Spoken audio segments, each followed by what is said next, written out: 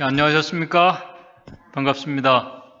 또 우리 귀한 찬미로 또 은혜스럽게 저희들에게 또 우리 참여해 주신 집사님 감사를 드립니다. 창세기 35장 1절 2절에 있는 말씀을 읽도록 하겠습니다. 창세기 35장 1절 2절입니다. 성경절을 좀 우리가 찾으면서 오늘 말씀을 좀 살피도록 하겠습니다. 창세기 35장 1절 2절입니다. 하나님이 야곱에게 이르시되 일어나 베델로 올라가서 거기 거하며 내가 내 형 에서의 낯을 피하여 도망하던 때에 내게 나타났던 하나님께 거기서 단을 쌓아라 하신지라. 2절 야곱이 이에 자기 집 사람과 자기와 함께한 모든 자에게 이르되 너희 중에 이방 신상을 버리고 자신을 정결케 하고 의복을 바꾸라.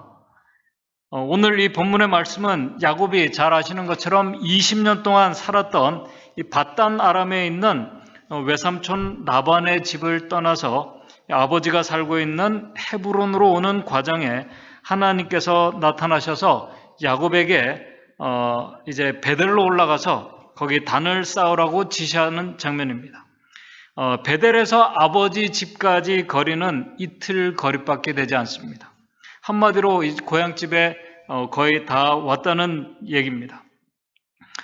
베델은 20년 전에 야곱이 아버지와 형을 속이고 도망하다가 지쳐서 잠들었을 때 하나님께서 그에게 나타나셔서 내가 너와 함께 있어서 네가 어디로 가든지 내가 너를 지켜주고 너를 이끌어서 이 땅으로 다시 돌아올 수 있도록 해주겠다고 약속하신 곳입니다. 여러분들이 잘 아시는 베델은 야곱의 사닥다리, 하늘과 땅이 연결된 이 사닥다리를 천사들이 오르락 내리락 하는 것을 야곱이 본 곳입니다. 도망 중에 하나님을 만났고 잘못된 이 잘못을 범한 야곱과 함께 해주시겠다고 하나님의 약속을 받은 곳입니다. 정말 야곱에게는 특별한 의미가 있는 곳입니다. 바로 그곳으로 다시 돌아와서 제단을 쌓고 하나님 앞에 나오라는 그런 지시를 받았습니다. 오늘 이 본문의 말씀은 야곱이 하나님의 지시를 받고 하나님을 만나기 위해서 자신과 가족들 모두를 준비시키는 장면입니다.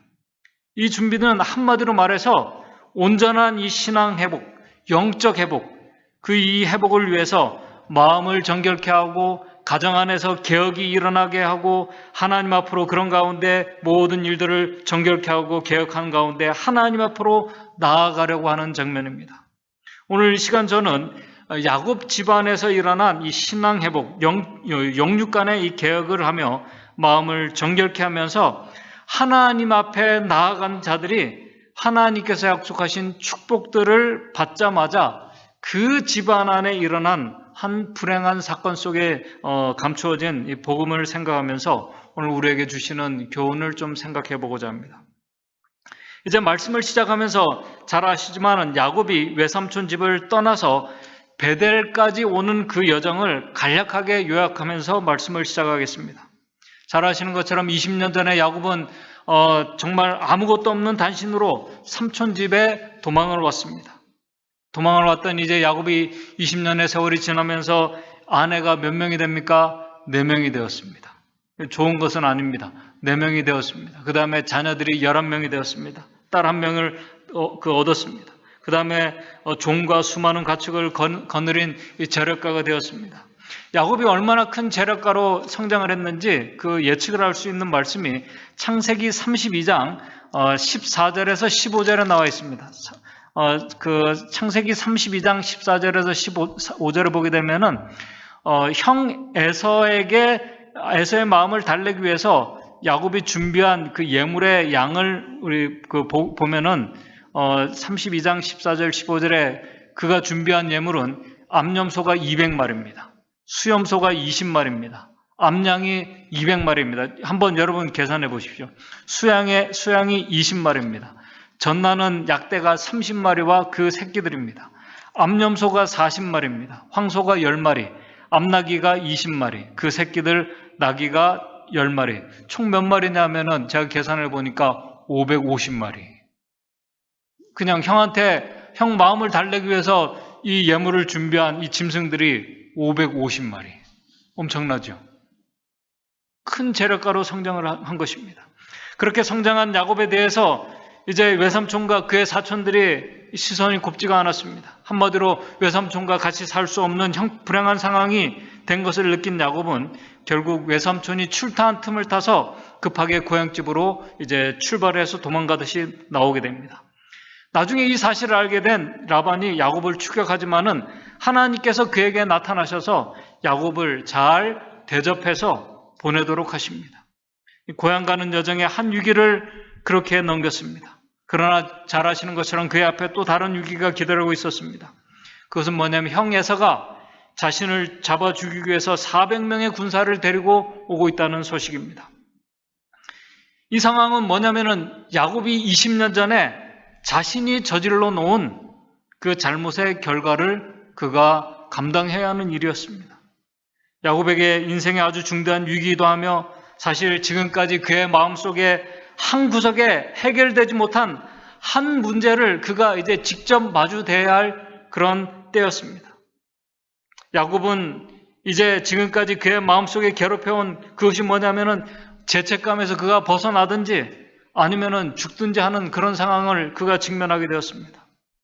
형에게 용서를 구하고 화해를 하고 그 형과의 관계가 회복되든지 그렇지 않든지 하는 일이 그의 앞에 기다리고 있었습니다. 야곱은 고향집이 가까워질수록 20년 전에 자신이 아버지와 형에게 했던 그 잘못들, 죄들이 하나하나 기억나면서 이제 야곱은 그 위기와 더 깊은 죄책감 속에 빠지게 됩니다. 이 문제를 가지고 여러분들이 잘 아시는 것처럼 야곱은 가족들을 야복과 강을 다 건너게 한 후에 그 야복과 강가에서 기도하면서 하나님과 씨름합니다. 밤새 씨름한 결과 야곱은 하나님과 겨루어 이기게 됩니다. 그래서 창세기 32장 28절에 보게 되면은 그 야곱에게 이제 네 이름을 야곱이라 하지 말고 이스라엘이라고 하면서 하나님께서 네가 하나님과 더불어 겨루어 이겼다는 의미의 이스라엘이라는 이름을 그가 받게 됩니다. 근데 이 이스라엘이라는 이름의 그 문자적인 해석은 하나님이 싸운다. 하나님께서 그를 통치하신다는 그 의미입니다. 뭐냐면은 이스라엘이라는 이 단어는 이스라라는 이 단어 뭐냐면 싸우다 지배하다라는 단어에 엘이라는 하나님의 이 복합형 이 단어가 합쳐져서 이스라엘이라는 단어가 되었습니다. 그러므로 이 단어의 그 문자적인 의미는 하나님과 겨루어 이긴다는 의미도 있지만은 하나님께서 싸우신다. 하나님께서 야곱을 통치하신다는 의미입니다. 좋은 의미입니다. 그래 하나님께서 야곱을 통치해 주시고 하나님께서 야곱을 위해서 싸워 주시겠다는 그런 의미입니다. 이기적이고 남을 속이는 이 야곱을 위해서 하나님께서 그를 지켜 주시겠다고 지금 이 이름 속에 그 의미가 들어 있는 것입니다. 그렇게 야복과 강강에서 아주 특별한 경험을 한 야곱은 이제 하나님의 특별한 섭리 가운데서 드디어 형 에서를 만나서 오랫동안 해결되지 못한 그가 형에게 용서를 구합니다. 잘못을 진심으로 구합니다. 동시에 오랜 세월 동안 그의 마음속에 괴롭혀온 죄책감에서 그가 벗어나게 됩니다. 바로 그곳에서 완전한 용서와 화해와 회복이 일어났습니다. 그렇게 감격스럽게 형 에서를 만난 야곱은 이제 20년 전에 자신이 도망하며 건넜던 요단강을 다시 건너서 이제 아버지 집 가까이 있는 세겜이라는 지역에 도착을 하게 됩니다. 창세기 33장 18절에 이렇게 기록을 하고 있습니다. 33장 18절에 야곱이 밧단 아람에서부터 아주 평안히 하나님의 보호하심 속에서 가나안 땅 세겜성에 이르러 세겜에 가려면 요단강을 건너야 돼요. 요단강을 건너서 그 세겜성의 앞에 그의 장막을 치고 이 말씀의 의미가 있는 야곱에게 의미가 있는 것은 뭐냐면은 20년 전에 하나님께서 그를 만난 후에 야곱이 하나님께 아주 특별한 기도를 20년 전에 그가 드렸습니다. 그 기도의 응답을 지금 받은 것입니다. 야곱이 창세기 28장 20절에서 21절에 하나님께 특별한 서원의 약속을 하는 그 기도를 그가 올립니다. 창세기 28장 20절에서 21절입니다. 야곱이 서원하여 가로되 하나님이 나와 함께 계시사 내가 가는 이 길에서 나를 지키시고 그의 인생길을 다 지키시고 먹을 양식과 입을 옷을 주사 나로 평안히 아버지 집으로 돌아오게 하시오면은 여호와께서 나의 하나님이 되실 것이요. 그렇게 기도한 응답으로 야곱 일행이 이제 요단강을 다시 건너서 이 세겜이라는 곳에 장막을 치게 되었습니다.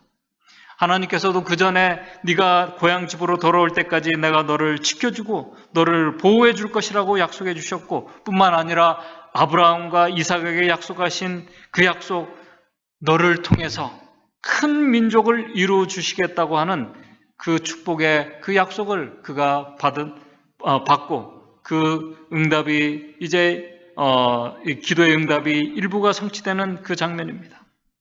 이 약속을 기억한 야곱은 창세기 33장 20절에 이제 세단에서 감사의 제단을 쌓고 그 이름을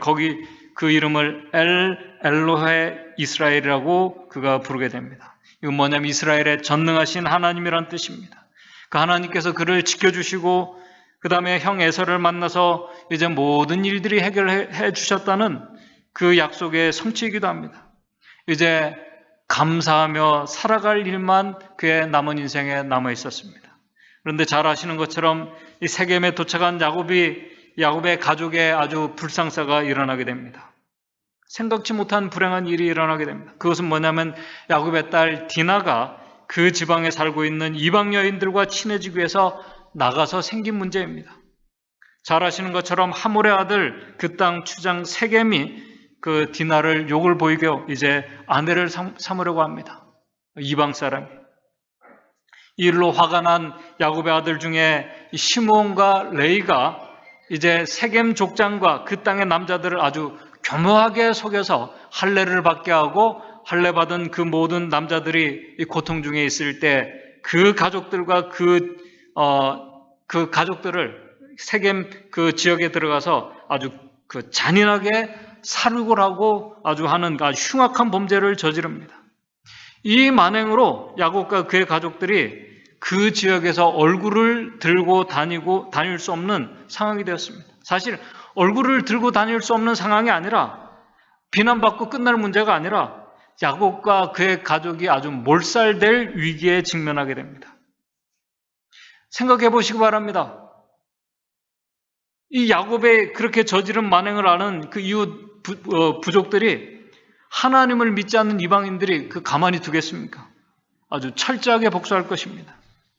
야곱은 자신의 집안에 닥친 불상사와 특별히 자신의 이 무력함을 그가 깊이 느끼면서 무엇보다도 자신이 아주 큰 죄인임을 그가 깨닫게 됩니다. 자신의 죄의 결과가 아들들에게 나타나고 있음을 그가 본 것입니다. 이 일로 야곱은 아주 극도의 공포에 사로잡히게 됩니다. 창세기 34장 30절입니다. 창세기 34장 30절에 보게 되면은 이제 이 일이 벌어진 후에 34장 30절에 야곱이 시므온과 레이에게 이르되, 이 두 아들이 이 흉악한 범죄를 저질렀어요. 시므온과 레이에게 이르되 너희가 내게 화를 끼쳐 나로 이 땅 사람 곧 가나안 족속과 브리스 족속에게 냄새를 내게 하였도다. 나는 수가 적은즉 그들이 모여 나를 치고 나를 죽이리니 그리하면 나와 내 집이 멸망하게 될 것이라고 얘기를 합니다. 바로 그곳에서 야곱은 아주 공포 속에서 이제 어찌해야 될지를 모르는 그런 상황에 있었습니다. 당황하고 공포 속에서 이제 내가 어떻게 취해야 될지 모르고 있었어요. 바로 그때 하나님께서 야곱에게 나타나셔서 한 지시를 내린 내용이 오늘 본문의 말씀입니다. 아까 우리가 처음 읽은 본문의 말씀이에요. 창세기 35장 1절입니다. 창세기 35장 1절에 하나님이 야곱에게 이르시되 일어나서 베델로 올라가서 거기 거하며 내가 내 형 에서의 낯을 피하여 20년 전의 얘기입니다. 피하여 도망하던 때에 네게 나타났던 하나님께 거기서 단을 쌓으라 하신지라.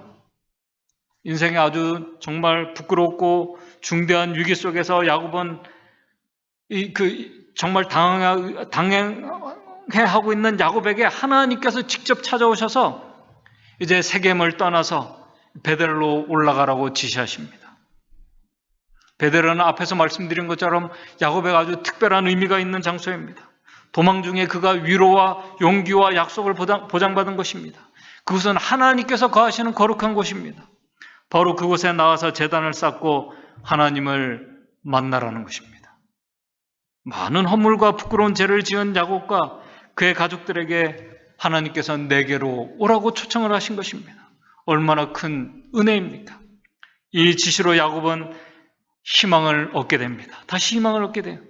하나님의 은혜와 위로를 받은 야곱은 이제 자신과 가족들이 거룩하신 하나님 앞으로 나가야 하기 때문에 해야 할 일이 있었습니다.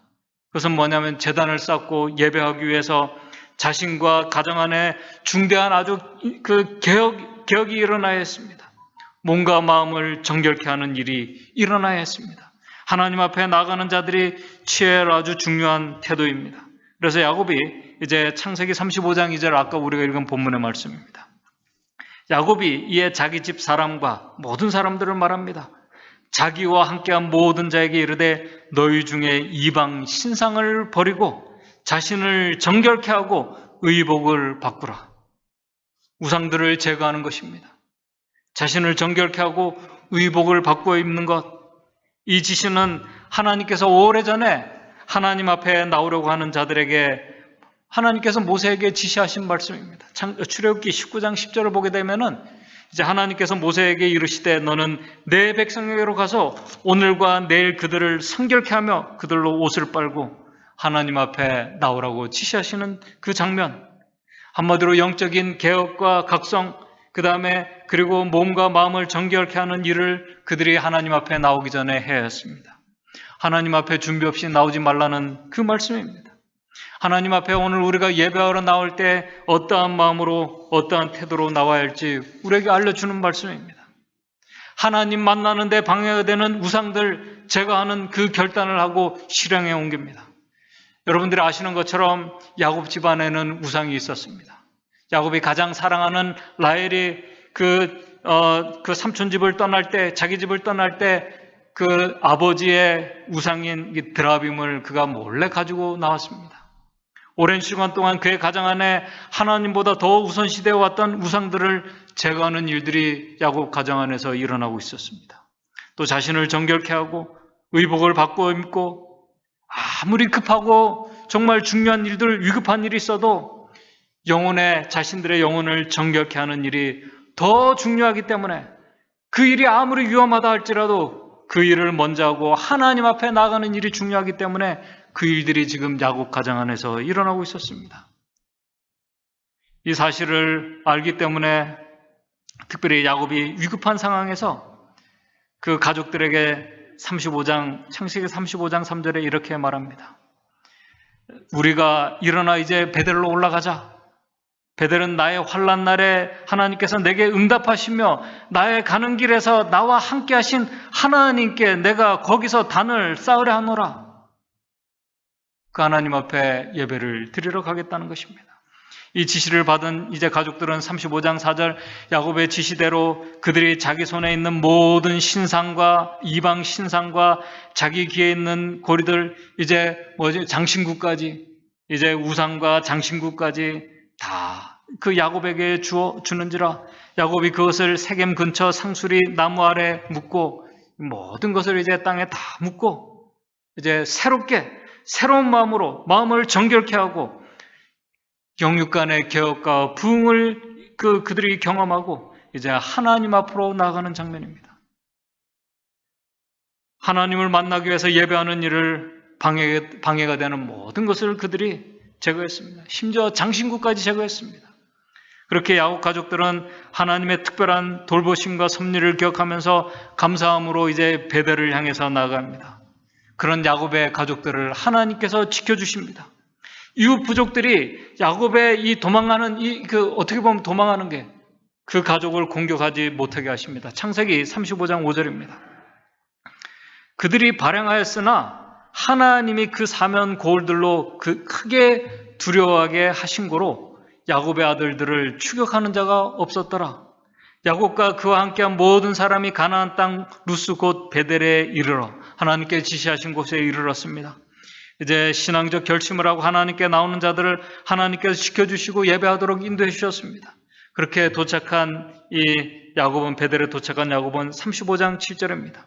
그가 거기서 하나님의 지시대로 단을 쌓고 그곳을 엘 베델이라 불렀으니 이는 그 형의 낯을 피할 때 하나님이 그에게 나타나셨음이니라. 이제 지금까지의 이 모든 과정을 또 다시 한번 간략하게 정리를 하겠습니다. 이 정리를 여러분들 들어보신 후에 그 다음에 일어나는 일들을 한번 생각해 보시기 바랍니다. 야곱은 이스라엘 하나님께서 직접 자신과 가족을 통치하시고 지켜주시는 은혜와 축복을 그가 경험했습니다. 이스라엘이라는 이름을 그가 얻었어요. 죄책감에서 그가 해결되었습니다. 그의 형과 이제 용서하고 화해와 회복이 일어났습니다. 세겜의 끔찍한 일을 그 가정이 경험했지만은 그 아들의 범죄로 경험했지만 위기에 직면했지만 하나님께서 나타나셔서 인도해 주셔서 그 하나님의 인도를 받고 베델로 나아가며 나아가기 위해서 하나님 앞에 나아가기 위해서 그 가정 안에 영적인 개혁이 일어났습니다. 부흥이 일어났습니다. 하나님의 사명과 축복을 받을 자로 완전히 준비되며 하나님 앞에 나아갔습니다. 참 놀라운 변화입니다. 은혜입니다. 그렇게 준비하며 하나님 앞에 나온 야곱에게 창세기 35장 9절입니다. 야곱이 바단 아람에서 돌아오매 하나님이 다시 야곱에게 나타나사 그에게 복을 주십니다. 가족에게 복을 주셔요. 하나님을 만나고 복을 받았습니다. 그리고 하나님은 또다시 창세기 35장 10절에 네 이름이 야곱이 아니라 이스라엘이라는 것을 다시 확인해 주십니다. 이 확인은 뭐냐면은, 그리고 야곱을 이스라엘이라고 하나님께서 불러주십니다. 이건 뭐냐면은 하나님께서 이제부터는 내가 너를 통치하고 너를 지켜주신다는 그 사실을 다시 확인시켜 주시는 말씀입니다. 그러면서 35장 11절입니다. 그에게 이르시되 나는 전능한 하나님이라 생육하고 번성하라. 국민과 많은 국민이 내게서 나고 왕들이 내 허리에서 나오리라. 여기서 많은 국민들이 나오겠다는 이 히브리어 카레라는 이 단어는 뭐냐면은 너에게서 교회라가 이제 탄생되고 교회가 나오게 될 것이라는 말씀입니다. 이 카레라는 이 단어가 이 히브리어 카레라는 이 단어 70인역에는 이 단어들을 민족들의 회당이라고 이렇게 번역했습니다. 교회가 나오게 될 것을 하나님께서 약속해 주셨습니다. 정말 놀랍지 않습니까? 그러면서 35장 12절입니다.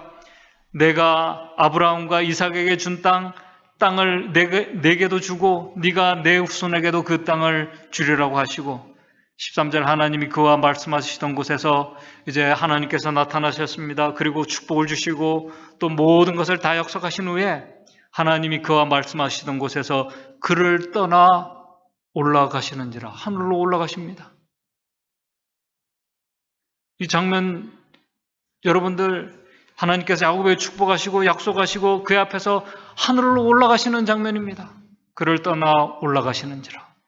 이 장면은 마치 제자들에게 예수님께서 마지막 대사명을 주시고 그들 앞에서 하늘로 올라가시는 장면과 같습니다. 이 장면은 하나님께서 야곱이 지금 하나님을 만난 것이 그가 꿈이나 계시에서 나타난 것이 아니라 실제적으로 하나님께서 그의 앞에 나타나셨음을 말씀하는 것입니다. 그 앞에서 하늘로 올라가십니다. 참 놀라운 은혜를 경험합니다. 죄인이 하나님을 만나고 축복을 받고 사명을 받고, 그런데 그 다음에 일어날 사건, 오늘 우리가 이 생각해 볼 사건은 정말 인간적인 관점에서 저는 이 말씀을 다시 보면서 인간적인 관점에서 이해가 되지 않는 사건이 일어나게 됩니다. 앞에서 말씀을 드린 것처럼 야곱 가정에서 위기가 있었지만은, 그리고 영적인 개혁과 자신을 정결케 하며 이 가족들이 하나님을 만나는 은혜를 경험합니다. 그리고 하나님은 그런 가족에게 축복을 주시고 사명을 주시고 모든 일이 마쳐지기까지 하나님께서 너와 함께하며 너를 지켜주신다고 약속까지 해주셨습니다. 참 가슴 벅찬 은혜와 약속을 받고 야곱은 이제 가벼운 마음으로 이제 아버지를 만날 것을 기대하면서 헤브론으로, 아버지가 있는 헤브론을 향해서 출발합니다. 앞에서 아까 말씀드린 것처럼 베델에서 헤브론까지는 이틀 거리입니다. 차로 가면은 그냥 잠깐이면 가는 거리예요. 걸어서 이틀 거리입니다. 오늘 사건이 일어나게 된 에브랏이라는 이곳은 에브랏에서 헤브론까지는 하루길이에요. 아버지 집에 다 왔습니다. 하루만 더 가면은 자기 가족들과 특별히 야곱이 그가 특별히 사랑하는 네 아내 중에 라헬을 아버지께 인사시킬 수 있는 바로 그곳까지 왔습니다. 그런데 바로 고향집 바로 앞인 에브랏에서 사랑하는 아내 라헬이 죽게 됩니다. 하나님께서 지켜주시겠다고 약속해 주셨습니다. 오늘 저와 여러분들이 하나님 앞에서 드린 그런 은혜와 축복을 경험하고 영적인 개혁과 부흥을 위해서 자신을 정결케 하며 하나님 앞에 나와서 하나님의 만나고 축복하고 하나님의 축복을 받고 사명까지 받고 돌아오는 일에 사랑하는 가족이 갑작스럽게 죽게 된다면, 그것도 아이를 해산하다가 죽게 된다면 하나님께서 도대체 지켜주시지 않고 조금 전에 그 약속을 다 해주셨는데 지금 이 일이 벌어지게 되었습니다. 조금 전까지 하나님께서 분명히 그와 그의 모든 그 가족들이 생육하고 번성할 수 있도록 그렇게 해주시겠다고 약속해 주셨습니다. 그런데 바로 아버지 집 바로 앞에 에브랏에서 그가 가장 사랑하는 아내가 죽게 됩니다. 하나님의 약속을 여러분들 그러면 믿을 수 있겠습니까? 저는 이 말씀을 계속 생각해 봤어요. 자신에게 주신 그 하나님의 그 축복과 사명을 야곱이 어떻게 받아들일 수 있을까? 여러분들 우리 같으면 받아들일 수 있겠습니까? 창세기 35장 16절입니다. 그들이 베델에서 발행하여 에브라사에 이르기까지 얼마 길을 격한 곳에서, 격하다는 건 뭐냐면 아주 험하다는 그런 뜻이 아니라 어느 정도 길을 가다가 라헬이 임산하여 심히 상고하더니, 왜 야곱은 무리에서 거의 다 왔는데 떠났을까? 떠나지 않았으면 이 일이 일어나지 않았을까? 우리가 다양하게 생각할 수 있습니다. 사랑하는 라헬이 난산하다가 결국 아들 베냐민 이 베노니를 낳고 자신은 죽게 됩니다. 바로 아버지 집 바로 앞에서 하루 길이면 갈 수 있는 그 거리에서 하나님의 보호하심을 전혀 받지 못했습니다. 35장 19절입니다. 라헬이 죽음에 에브랏 곧 베들레헴 길에 장사되었고, 왜 그곳에서? 그것도 아버지 집 바로 앞에서 사랑하는 하나님께서 그가 특별히 사랑하는 아내를 떠나보내도록 하셨을까? 하나님의 말씀과 하나님의 섭리를요, 우리가 어떤 현세의 삶과 죽음, 하나님의 어떤 그 정말 말씀과 섭리를 현세에 오늘 우리가 경험하는 삶과 죽음, 현세의 안정과 보호, 하나님의 인도, 하나님의 축복을 오늘 우리가 인간적인 관점에서 우리가 보게 되면은 지금 이 상황은 사실 도저히 이해가 되지 않는 상황입니다. 그렇지 않습니까? 그죠? 하나님께서 조금 전에 모든 약속을 다 해주셨어요. 또 그 하나님을 만나기 위해서 그들이 다 가정이 다 준비가 됐습니다. 하나님께서 전능하신 하나님이라고 그들이 불렀는데 하나님께서 도대체 무엇을 하셨는가? 하나님이 정말 변덕스러운 하나님이든지 아니면은 무능력한 분이시든지 그런 생각을 우리가 충분히 가질 수 있습니다. 그러나 그렇게 된다면 이 사건 속에 숨어있는 복음을 우리가 보지 못하게 돼요. 에브랏에서 라헬은 자신의 죽음을 직감합니다. 이제 그가 난산하면서 죽음을 직감하면서 그가 가족들이 위로하려고 할 때 위로받기를 거절하며 그가 결국 아들을 낳습니다. 슬픔의 아들을 낳아요. 정말 우리가 여기서 그 뒤에 있는 죽음 너머에 있는 복음을 봐야 됩니다. 정말 야곱과 라헬의 죽음은 슬프고 우리가 복음을 보지 못하면 하나님을 원망할 수밖에 없는 그런 상황입니다. 여러분들이 라헬이 아들을 낳으면서 그가 슬픔 가운데 죽으면서 아들의 이름을 뭐라고 지었어요? 베노니라고 지었습니다. 베노니는 뭐냐면은 슬픔의 아들이라는 뜻이에요. 근데 여러분 더 신기한 것은 이 에브랏의 다른 이름이 뭐예요? 에브랏의 다른 이름이 나중에 후대에 베들레헴입니다. 베들레헴은 한 사람의 죽음을 통해서 지금 다른 생명이 지금 태어난 곳입니다. 우리가 인간적인 그 관점에서 하나님의 섭리를 우리가 보게 되면은 정말 불행하고 설명되지 않는 한 여인의 죽음을 우리가 보게 됩니다. 그리고 그녀는 슬픔 가운데 죽으면서 그 아들의 이름을 슬픔의 아들이라고 지었습니다. 근데 그곳에 에브라사의 이름이 베들레헴이에요. 이 베들레헴에 누가 오셔요? 바로 이 슬픔의 아들, 슬픈 바로 이곳에 나중에 하나님의 아들이, 예수 그리스도 하나님의 아들이 직접 그곳에서 탄생하시게 됩니다. 바로 그곳에서 라헬과 그의 자손들을 구원하시기 위해서.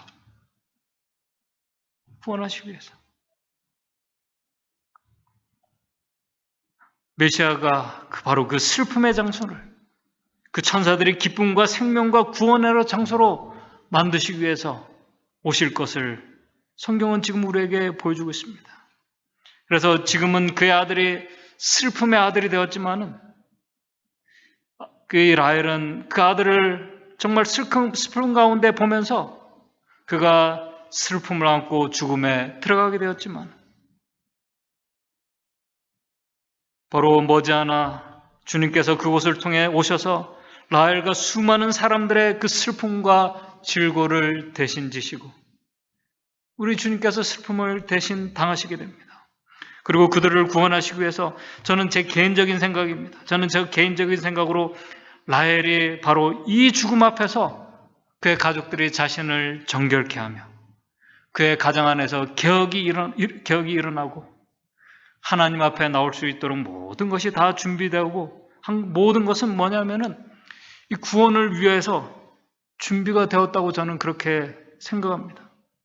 바로 죽음은 슬프지만은 이 구원의 관점에서 볼 때는, 복음의 관점에서 볼 때는 이곳이 은혜의 장소로 이제 변하게 됩니다. 아까 말씀드린 것처럼 우리가 하나님의 말씀과 섭리를 인간의 관점에서는 설명을 드릴 수가 없는 상황, 이해가 되지 않고 받아들일 수 없는 슬픔입니다.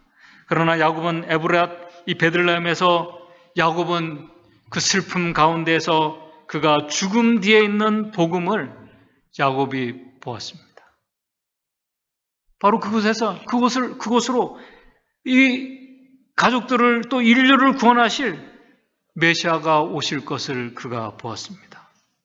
믿음의 눈으로 그가 그것을 복음을 보았기 때문에 아들의 이름을 베노니라고 하지 않고 뭐라고 지었습니까? 베냐민이라고 지었습니다. 베냐민이 무슨 뜻입니까? 베냐민이 슬픔의 아들이 아니라 베냐민은 오른편의 아들입니다. 오른편의 아들이. 창세기 35장 18절입니다. 그가 죽기에 임하여 그 혼이 떠나라 할 때 이 라헬이 아들의 이름을 베노니라 불렀으나 그 아비가 그를 베냐민이라고 불렀더라. 하나님 보좌 우편에 앉으신 하나님의 아들을 야곱이 슬프지만 믿음의 눈으로 보았기 때문에 이 아들의 이름을 슬픔의 아들이 아니라 베냐민, 오른편의 아들이라고 이름을 그가 바꾸었습니다. 놀라운 은혜입니다. 창세기 35장 19절 라헬이 죽음에 에브랏 베들레헴의 길에 장사되었고 그렇게 한 어머니가 목숨을 잃으며 한 아들을 탄생시킨 이곳은 인류의 구원, 야곱에 주신 사명을 온전히 완성하기 위해서 야곱과 라헬과 오늘 저와 여러분들을 구원하기 위해서 하나님의 아들이 탄생할 특별한 곳이 되었습니다. 그래서 여러분들 미가 5장 2절입니다. 구약의 미가서 5장에 여기에 대해서 이렇게 기록을 하고 있습니다. 미가서 5장 2절 베들레헴 이 에브라다야 너는 유다 족속 중에 작을지라도 이스라엘을 다스릴 자가 내게서 나올 것이라 그의 근본은 상고의 태초이니라. 참 놀라운 복음이 있지 않습니까? 이 베들레헴, 유다족 중에 작을지라도 이스라엘을 다스릴 자가 내게서 나올 것이라. 그의 근본은 상고의 태초이니라. 하나님이 오실 것을 말씀하셨습니다. 슬픔 뒤에 있는 놀라운 복음을 이게 야곱이 보게 된 것입니다. 베들레헴에 오신 하나님의 아들. 그래서 미가서 5장 2절에서 4절에 이렇게 말합니다. 베들레헴 에브라다야, 너는 유다 족속 중에 작을지라도 이스라엘을 다스릴 자가 내게서 나올 것이라. 그의 근본은 상고의 태초이니라. 3절, 그러므로 임산한 여인이 해산하기까지 그들을 붙여두시겠고 그 후에 그 형제 남은 자가 이스라엘 자손에게로 돌아오리니. 4절, 그가 여호와의 능력과 그 하나님 여호와의 이름의 위엄을 의지하고 서서 그 때에게 먹여서 그들을 안전히 거하게 할 것이라. 이제 그가 창대하여 땅 끝까지 미치리라. 메시아를 통해서 복음이 온 세상에 전파되고 세상을 구원에 이르게 하실 것을 말씀하고 있는 장면입니다. 바로 에브랏, 이 베들레헴에 오신 하나님의 아들 때문에 오늘 저와 여러분들이 복음을 알게 되었습니다. 오늘 우리가 슬픔이 기쁨과 복음이 되게 하신 하나님의 아들을 우리가 믿고 오늘 우리가 의지하며 살아갑니다. 이제 제가 말씀을 정리하겠습니다. 오늘 우리는 하나님께서 왜 그곳에서 야곱의 가족들, 특별히 그곳에 포함된 가족들에는 라헬도 포함되어 있습니다. 그들을 왜 그곳에서 마음을 정결케 하며 개혁케 하시며 하나님 앞에 온전히 나오게 하셨는지, 그리고 그 다음에 야곱이 사랑하는 이 라헬을 이 베들레헴에서 죽도록 허락하셨는지 오늘 우리가 믿음의 눈으로 보지 못하면 이것은 이해할 수 없습니다. 그러나 오늘 우리도 야곱처럼 슬프지만은 그 슬픔 뒤에 있는 하나님의 구속의 섭리, 복음을 우리가 발견할 수 있다면, 비록 슬프지만 구원을 위해서 자신의 아내가 준비되었고 그의 생명을 살리기 위해서 하나님의 아들이 직접 둘째 죽음을 선택하신 그 일을 위해서 그 일을 위해서 오실 것을 알게 된다면 그 하나님의 아들로 인해서 감사하게 될 것입니다. 우리의 슬픔과 질고를 대신 지시고 슬픔을 당하신 우리 주님, 슬픔과 아픔을 기쁨과 감사로 인도해 주실 하나님의 아들을 야곱이 소망하며 살았던 것처럼 오늘 우리도 우리가 예수님이 오신다는 얘기를 우리가 많이 합니다. 세상이 다 됐다고 얘기합니다. 오늘 저와 여러분, 우리도 혹시 저와 여러분들 가운데 우리도 야곱처럼 하늘집 가까이에서, 하늘집 바로 앞에서 우리도 야곱처럼 우리도 슬픔을 당하는 일이 우리 가운데 있을 수가 있습니다. 그렇지 않습니까? 우리 가족들, 사랑하는 가족들 가운데 하늘 가까이에서 우리도 야곱의 가족처럼 슬픈 일을 당한다 할지라도 바로 그곳에서 우리가 당한 그 슬픔과 아픔을 기쁨으로 바꾸어 주실 우리 주님의 오심을 우리가 소망하며 우리가 믿음으로 하나님을 의지하고 살아가는 자들이 오늘 저와 여러분들이 되기를 바랍니다. 그래서 우리가 슬프고 또 어려운 일들, 그런 일들을 당할 때 그 속에 감추어진 하나님의 섭리와 또 복음을, 그 은혜를 저와 여러분들이 꼭 그 속의 섭리들을 우리가 믿음의 눈으로 바라보면서 용기를 얻고 위로를 얻으면서 감사하며 주의 오심을 소망하며 살아가는 한 주일의 삶이 되기를 간절히 바라면서 오늘 말씀을 마치도록 하겠습니다. 하늘에 계신 하나님 아버지, 오늘 우리의 삶에서 참 이해하고 받아들이기 힘든 어려운 일들을 우리가 경험한다 할지라도, 우리가 슬픔을 경험한다 할지라도 그 슬픔의 그 자리를 기쁨의 자리로 또 감사의 자리로 인도해 주실 우리 주님께서 계심을 저희들 믿습니다. 그 주님께서 머지않아 이 세상의 고통과 아픔을 다 제거해 주시기 위해서 오심을 저희들 믿습니다. 우리의 매일의 삶 속에서 일어나는 어려운 일들 가운데 그 하나님의 구속의 섭리와 은혜를 우리가 믿음의 눈으로 보고 경험할 수 있도록 도와주시옵소서. 그래서 한 주일 우리가 믿음으로 승리하면서 우리가 주의 오심을 소망하며 살아가는, 또 감사하며 살아가는 한 주일의 삶이 될 수 있도록 인도해 주시옵소서.